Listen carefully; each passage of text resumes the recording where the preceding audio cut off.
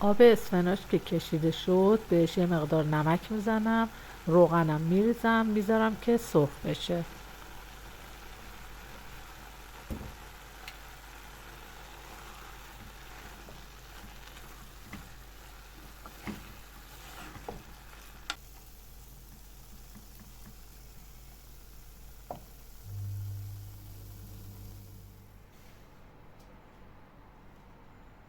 سلام میکنم به دوستای عزیز، امیدوارم که حال همتون خوب باشه. امروزم اومدم با یه غذای خوشمزه دیگه در خدمتتون باشم. این غذای خوشمزه خورشت آلو اسفناج هستش که الان فصل اسفناجه، میتونیم تهیه بکنیم و این خورشت فوق‌العاده رو درست بکنیم. برای درست کردن این خورشت که خیلی هم مفیده و مواد مقوی و مغذی داخلش هست، ما احتیاج داریم به 200 تا 250 گرم گوشت که میتونه گوشت گوسفندی هم باشه که طعمش رو فوق‌العاده میکنه و بهتر میشه. 1 کیلو هم اسفناج ما نیاز داریم. البته اگه بخوایم برای 4 نفر درست کنیم اسفناجش 1 کیلوه، تا 1 کیلو و نیم کافی میشه. آلو داریم که آلو خورشتی تقریبا 10 تا 15 عدد آلو خورشتی ما استفاده میکنیم. حالا اگه دوست داشته باشیم میتونیم از آلو بیشتری هم استفاده بکنیم. یه قاشق غذاخوری هم رب انار داریم که داخل این غذا استفاده میکنیم. یه دونه پیاز و ادویه ها هم شامل فلفل سیاه، زردچوبه، نمک، پودر کاری و دارچین هستش. من اسفناجا رو از قبل شستم و خوردش کردم. آبش که کشیده شد یه مقدار روغن ریختم و سرخش کردم. بریم برای ادامه پخت خورشت که ببینیم این خورشت خوشمزمون چجوری آماده میشه. با من همراه باشید. من اول یه دونه پیاز داریم نگینی خوردش میکنم، بعد میذارم که سرخ بشه. خورشت آلو اسفناج یه غذای خیلی عالیه که کلا اسفناج که مفید هستش. انواع غذاها رو با اسفناج درست میکنیم که همشون فوق‌العاده خوش‌طعم و عالی هستن. این خورشت اسفناج هم یکی از اون غذاهای خوشمزه و عالی هستش که ما حالا تو فصلش درست میکنیم و خیلی هم عالی در میاد. بریم که پیازا رو سرخ کنیم. یه مقدار روغن میریزم، پیازا رو یه مقدار تفتش میدم،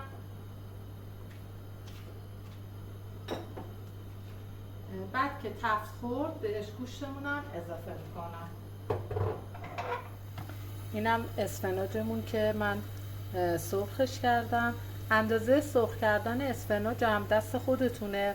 حالا اگه بخواین که بیشتر سرخش بکنین، ویتامین ها حالا یا مواد مفیدی که داخل اسفناج هست کمتر میشه.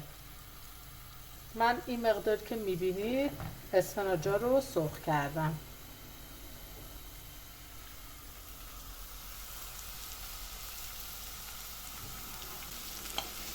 خب اینم از پیازامون یه مقدار سبک بشه، یه کوچولو یعنی تفتش بدم.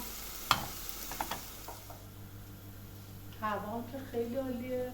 امروز 3 اردیبهشته. فروردینم بالاخره با همه پایین بالایی که داشت و پشت سر گذاشتیم. کلا ماهیه که به این راحتی تموم نمیشه، چون ما قبل عیدم اسفند تو تکاپو کارهای عید و اینا هستیم. معمولا فکر میکنیم که فروردین خیلی طولانی میشه، ولی بالاخره فروردینم تموم شد. الان 3 روز از اردیبهشته. انشالله که اتفاقای خوبی برای همه بیفته.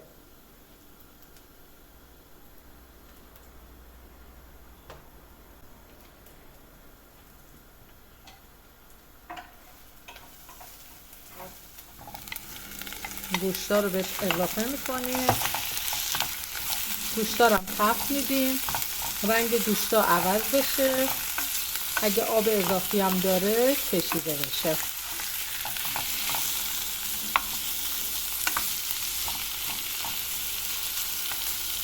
گوشتمون سریعتر بپزه از زودپز هم میتونیم استفاده کنیم. اگر هم که استفاده نکردیم داخل قابلمه 2 تا 3 ساعت معمولا حالا گوشتی که هر نوع گوشتی که داشته باشیم میپزه.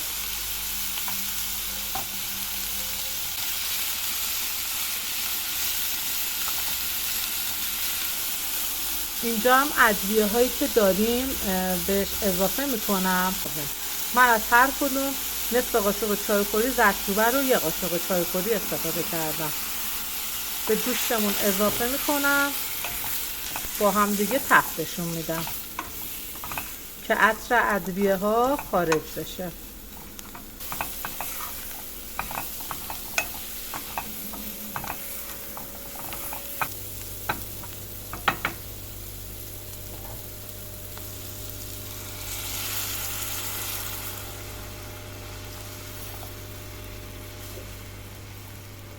آبی که همیشه من به خورشتا اضافه میکنم تقریبا آب ولرم هستش، از آب سرد استفاده نمی کنم.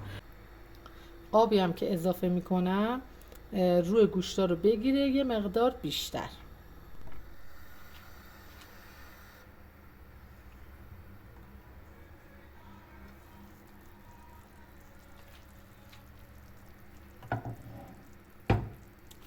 اینجا ما گوشتامون کامل پخته. وقت اضافه کردن 1 قاشق غذاخوری رب اناری که داشتیم من اضافه میکنم.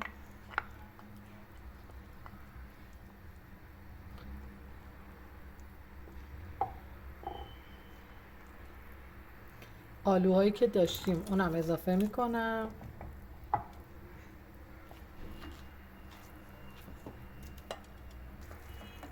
اسفناجایی هم که سرخ شده، الان که دیگه گوشتمون پخته من به خورشتم اضافه میکنم، چون بیشترین چیزی که باید نیاز به پخت داشت و باید میپخت همین گوشتمون بود. چون سبزیمون که تقریبا آماده سرخ شده، یه نیم ساعت با همه مواد بجوشه کامل جا میفته، هم آلوها میپزه هم سبزی خورشت که ریختیم کامل خورشت جا میفته.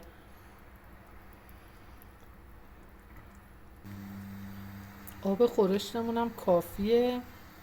من درشو میذارم، شعله‌رم ملایم میکنم که نیم ساعت دیگه خورشتمون بپزه و کامل جا بیفته.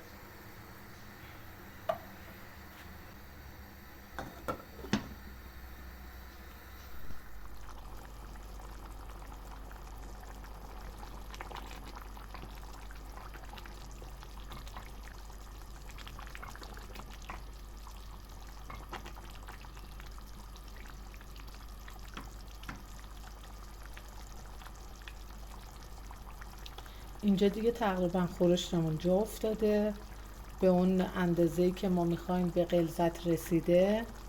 معمولا خود اسفناج لعاب خاصی داره.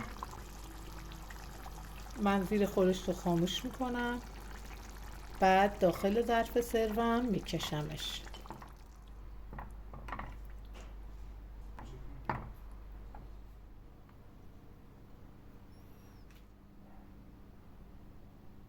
همراهای عزیزم، این خورشت فوق‌العاده رو با همدیگه درست کردیم.